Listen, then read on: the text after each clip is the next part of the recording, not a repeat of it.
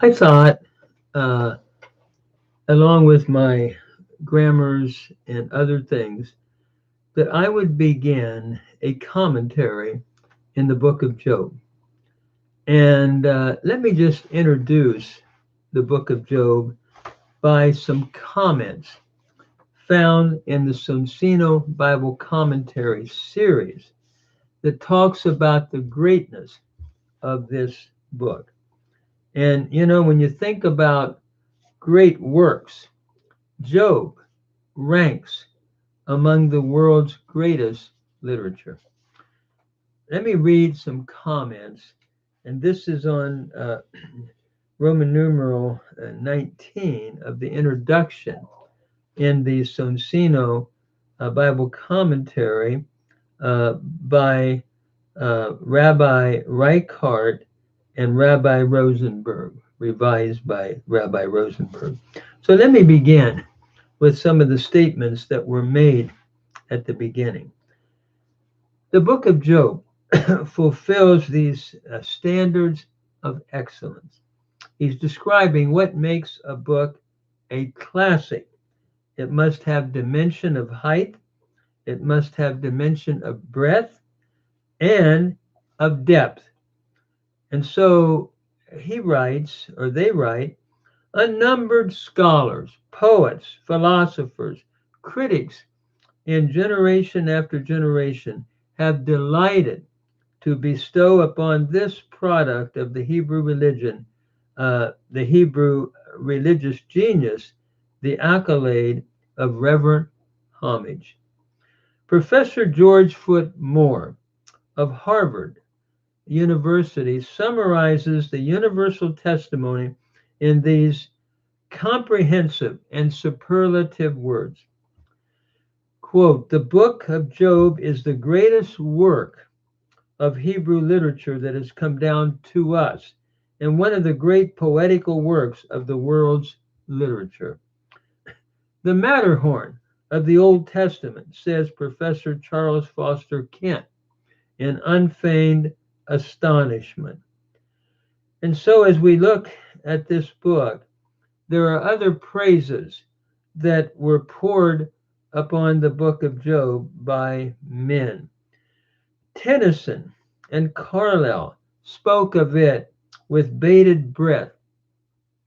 Great as the summer midnight, as the world with its seas and stars.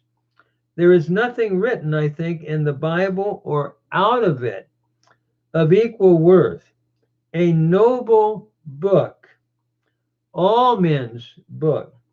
It is our first oldest statement of the never ending problem, man's destiny and God's ways with him here on earth. William Blake drew from its lines the inspiration for his mystic art. And another writer, A.D. Lindsay, writes of Oxford, its rare combination of unflinching truthfulness and religious reverence, which he links with the ethic of Spinoza, no small part of the legacy of Israel. And even later on, Robert Frost, America's leading poet, demonstrated anew the unimpaired vitality of its meaning in his work, Mosque of Reason. It really is one of the massive monuments, we could say, of genius. And this is on page 10 in the introduction, Roman numeral 10. It ranks with those massive monuments of genius that rank in men's minds with the classics of first magnitude. Homer's Odyssey or Virgil's Aeneid, with Dante's Divine Comedy, Milton's Paradise Lost, Goethe's Faust, and the great tragedies of Shakespeare. Though dating from the 4th century before the Christian era, this masterpiece, characterized by Professor R.G. Moulton, quote, is a magnificent drama and seems to have been written with uninked fingers. Who that author was is lost in the mist of time. He remains a great unknown. So, what a beautiful introduction the Sonsino commentary on the book of Job gives concerning the book of Job itself. I love the book. I have taught it many times as a seminary professor. I'm now retired as an Old Testament professor, and the book has spoken to me. I love reading the book in Hebrew. It is a powerful, powerful book. And I agree with what has been put up by these other writers that it ranks with Homer, it ranks with Virgil and Milton and all of the great classics. And to me, it's, of course, I love the Hebrew scriptures. To me, it's unparalleled in its, can I say, literary greatness. So, in light of that, what I would like to do is now give a brief, can I say, introduction and overview to the book of Job.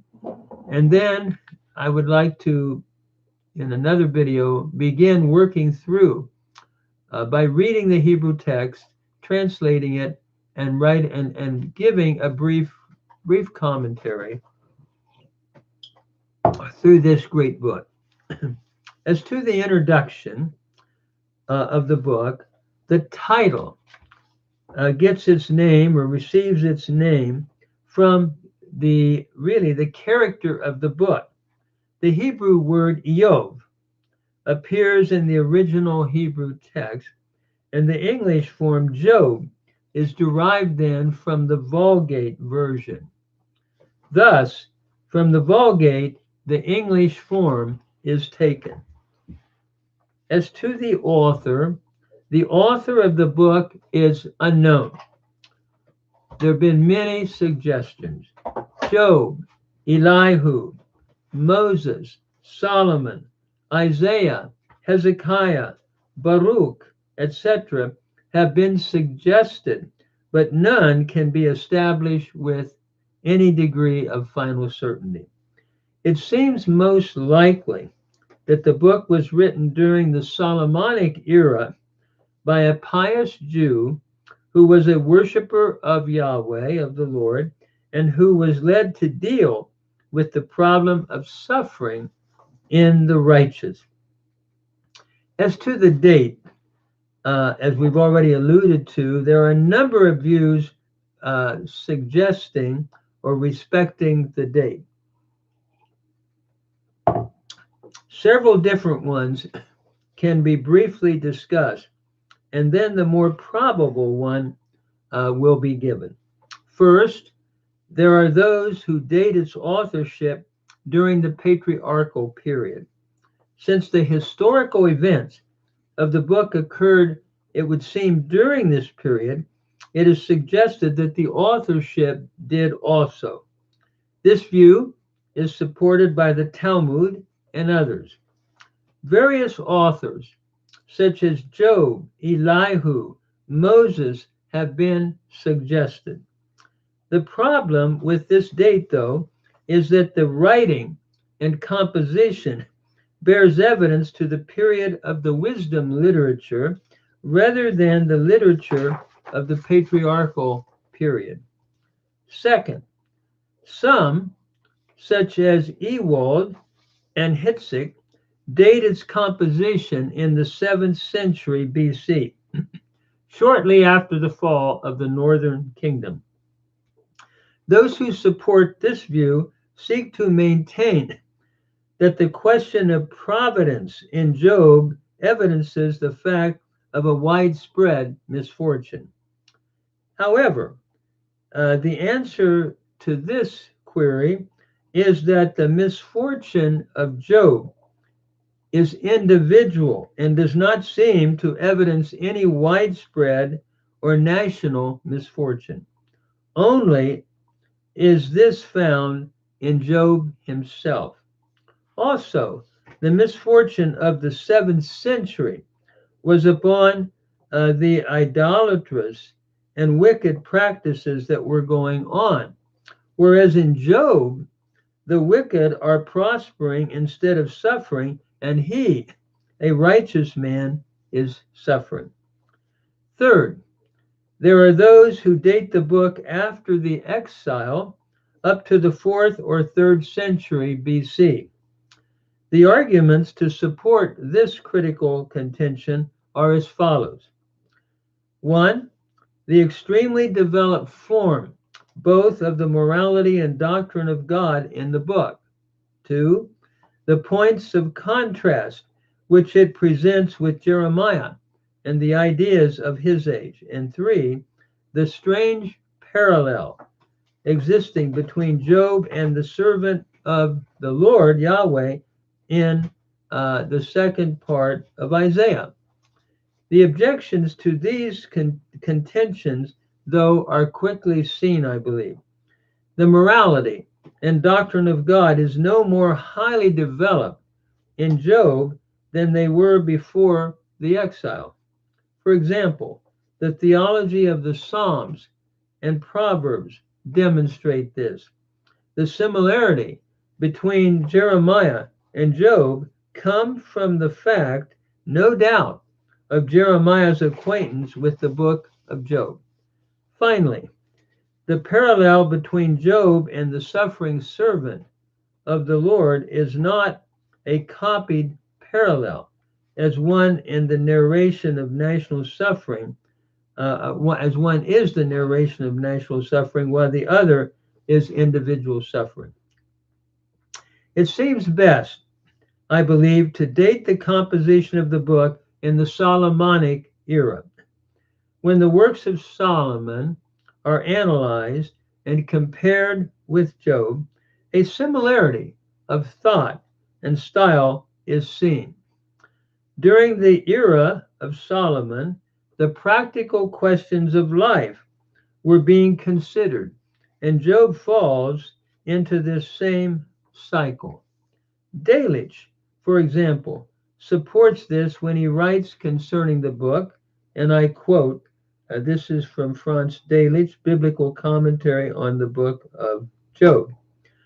It bears throughout the stamp of that creative beginning period of the Chokmah, of that Solomonic era of knowledge and art, of deeper thought respecting revealed religion, and of intelligent progressive culture of the traditional forms of art, that unprecedented age in which the literature corresponds to the summit of the glorious magnificence to which the kingdom of the promise had then attained. And again, this is from Delitzsch, his commentary on page 21. So let's talk a bit here about the historical background. The historical background in the book of Job seems to be that of the patriarchal times. The family discussed in the prologue the extensive ownership of cattle, the offering of the sacrifice by the head of the family, and Job's age all point to this. Furthermore, the mention of a piece of money in Job 42:11 referred to elsewhere in the patriarchal times. See Genesis 33:19. And the absence of any recognition of the law of Moses also points to a time of historical background during the time of the patriarchs. It seems, therefore, that the events recorded in the book have the patriarchal era, I believe, for their historical setting. Now, as to the purpose of the book. The purpose of the book is to treat the age-old problem of why the righteous suffer. The question is treated by the example of the righteous man Job in his personal affliction. How to explain these sufferings with a holy, loving God is the basic problem. The first solution to this dilemma is suggested by Job's so-called friends, who conclude that Job's suffering is the outcome of his sin. Job protests his innocence, however, and expresses his confidence that he would soon be vindicated.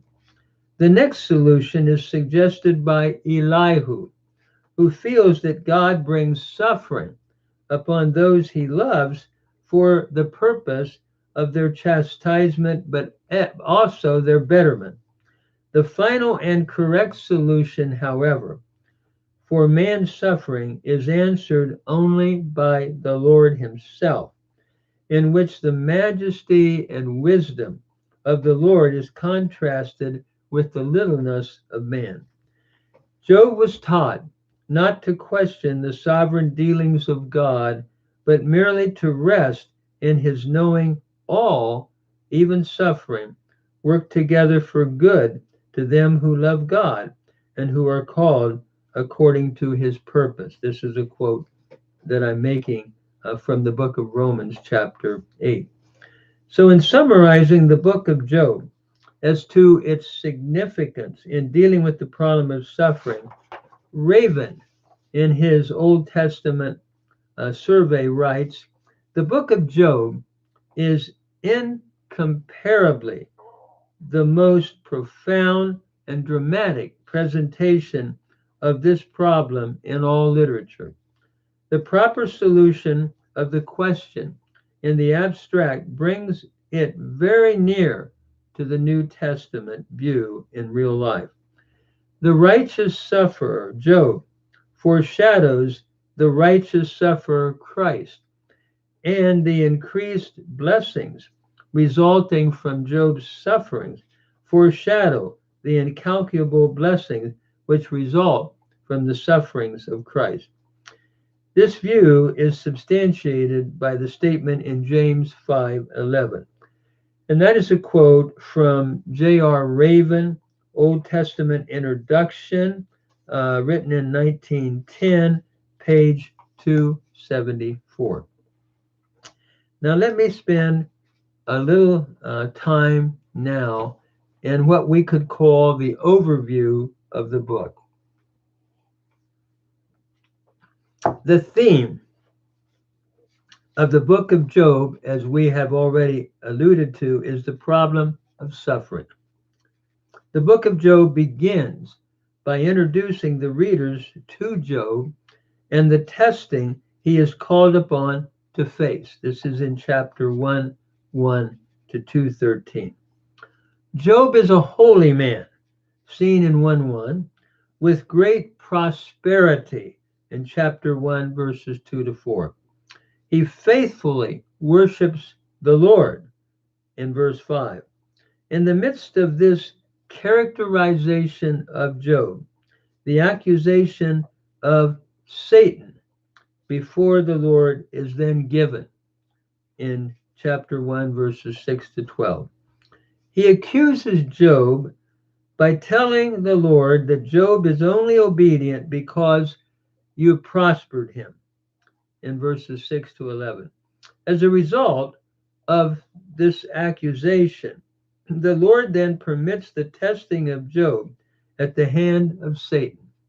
Satan, however, cannot take his life, seen in verse 12 of chapter 1. Following this, the affliction of Job then ensues in 1:13 to 2:13. His wealth and family are wiped out, verses 13 to 32. His health is taken away, 2:1 to 8. His wife turns against him, 2:9 to 10. Lamentation is a natural result as Job and his friends sat in silence for 7 days and 7 nights without uttering a word. Chapter 2, 11 to 13. After this introduction and background, a drama then ensues between Job and his three friends.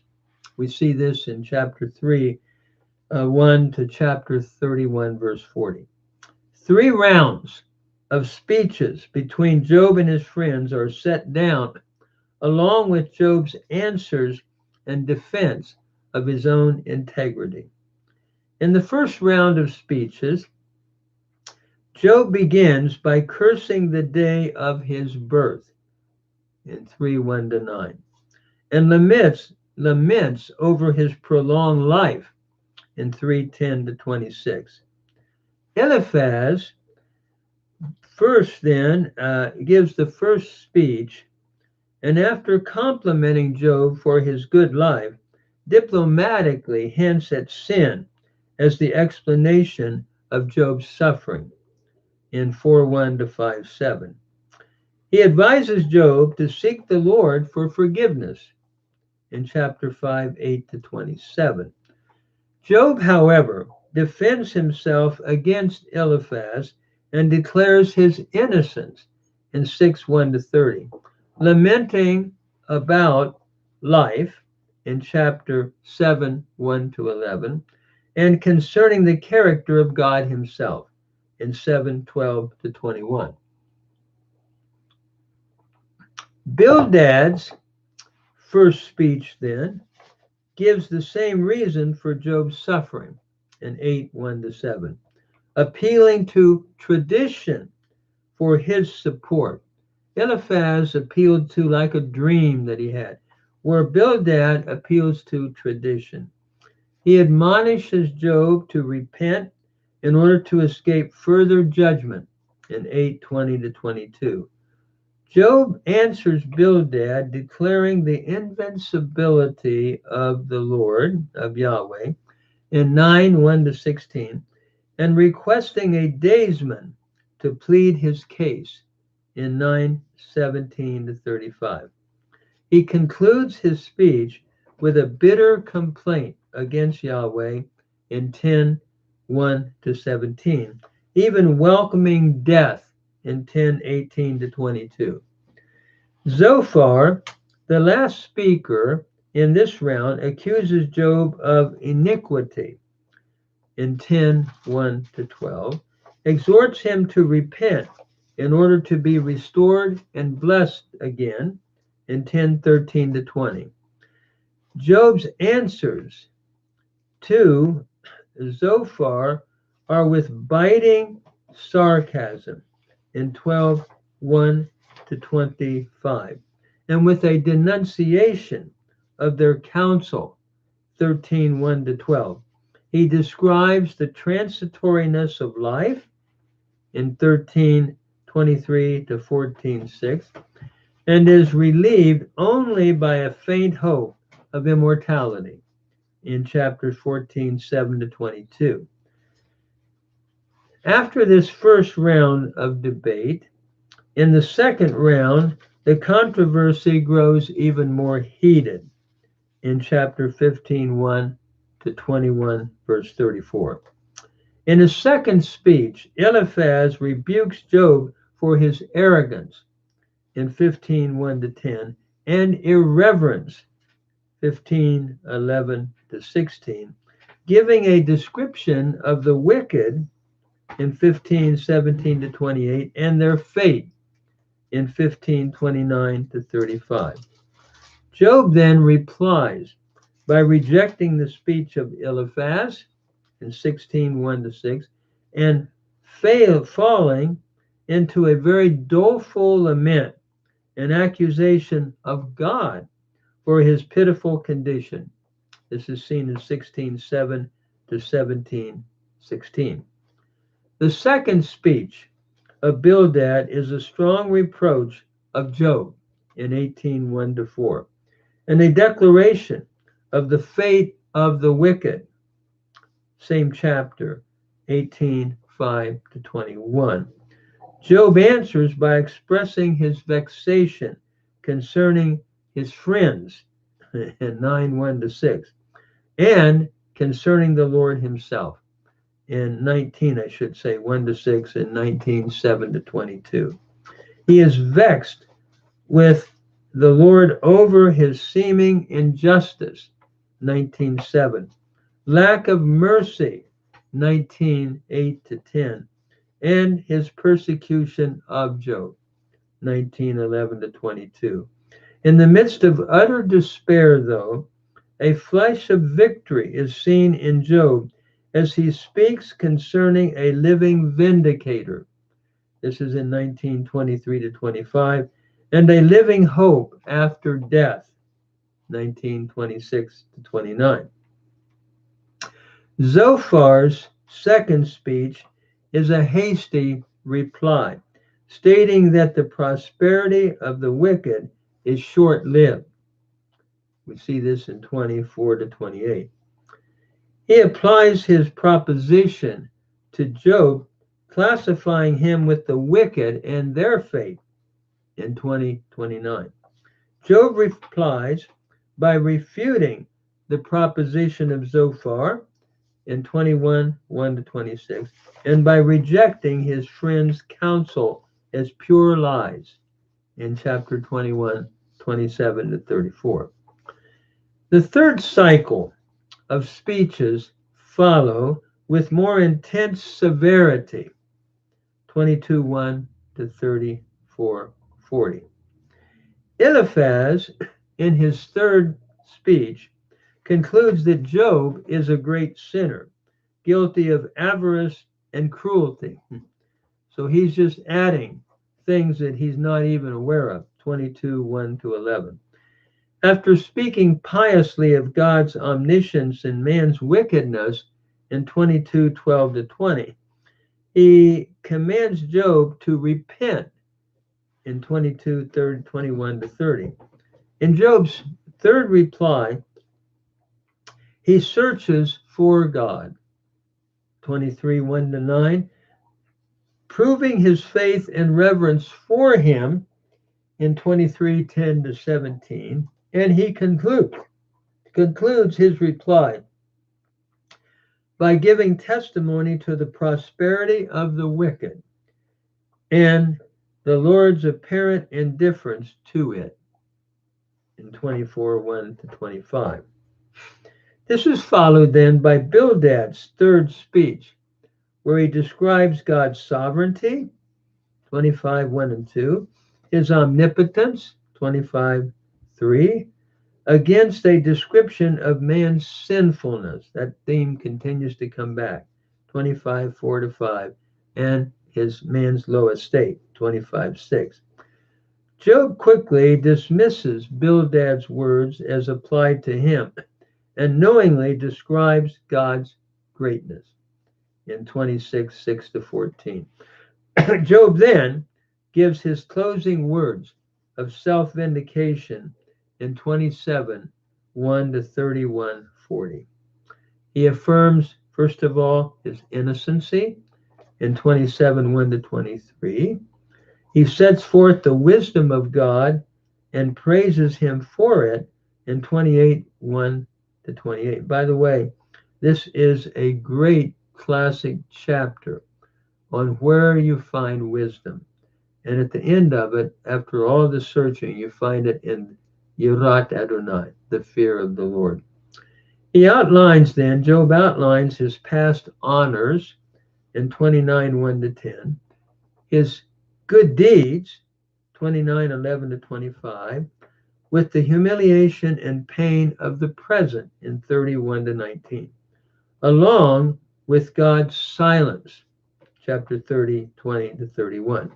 He then ends his speech affirming his righteousness in 31:1-34 and challenging God and man to disprove his claim, 31:35-40. By the way, these are interesting chapters describing what a righteous man looks like. And Job is claiming, I've been that, and yet I'm suffering. At this point, Elihu, a young man listening impatiently from the sidelines, enters and speaks. We see this in 32:1 to 37:24. In his first speech, he rebukes Job for his presumptuousness, 32:1 to 33:30, and exhorts Job to listen to him for wisdom. These older guys didn't have the answer, so young Elihu says, I have it. This is in 33:3 to 33. His second speech refutes Job's insinuations, 34:1 to 30, and states that God is simply testing and instructing Job through affliction, 34:31 to 37.